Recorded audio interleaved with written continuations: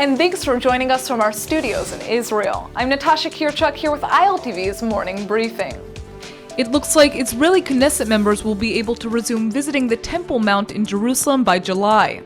An 8-month ban on political leaders visiting the holy site is most likely going to be lifted by the end of June, after a compromise proposed by the police.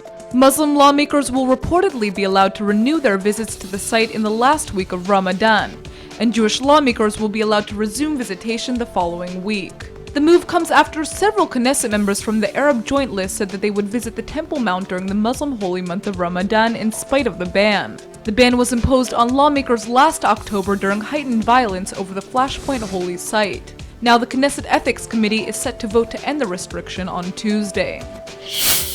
The Israeli Prime Minister is reportedly claiming that the 2002 Arab Peace Initiative must change significantly if the Arab states want Israel to accept it. According to the Israeli publication Haaretz, Netanyahu says the Arab states must amend the initiative according to Israel's demands. The Israeli leader has rejected the clauses in the Saudi-drafted initiative that requires a full Israeli withdrawal from all territories captured in the 1967 Six-Day War. The Israeli government has never fully endorsed the Arab Peace Initiative, but Prime Minister Netanyahu recently said he generally backed the plan. Israeli security forces have arrested 7 Palestinian suspects during raids in the West Bank overnight. 3 of the suspects are allegedly Hamas members according to the IDF, and 4 of those arrested were reportedly wanted for suspected involvement in violent acts and disturbances. Security forces are now further interrogating the 7 suspects. The arrests come after 3 people were injured in a rock attack on a Jerusalem bus on Sunday evening. A woman in her 60s and 2 teenagers were lightly wounded by shattered glass after Arab assailants threw rocks at an Egged bus traveling to the Western Wall. Police say the victims were on the bus when the panes of glass suddenly shattered. Several passengers on the packed bus were also treated for shock, and police have opened an investigation into the attack. A tragic story has transformed into an inspiring one in Israel.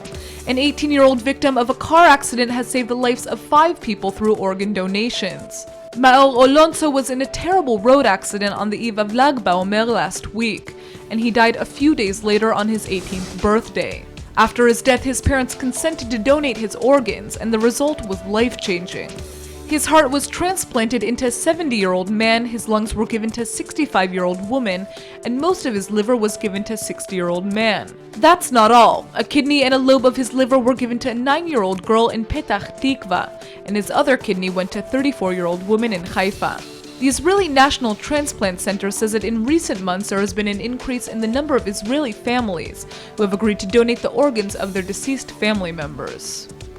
That's all for now. I'm Natasha Kirchuk, and see you later with our main daily broadcast from Israel at 2 p.m. Eastern Time.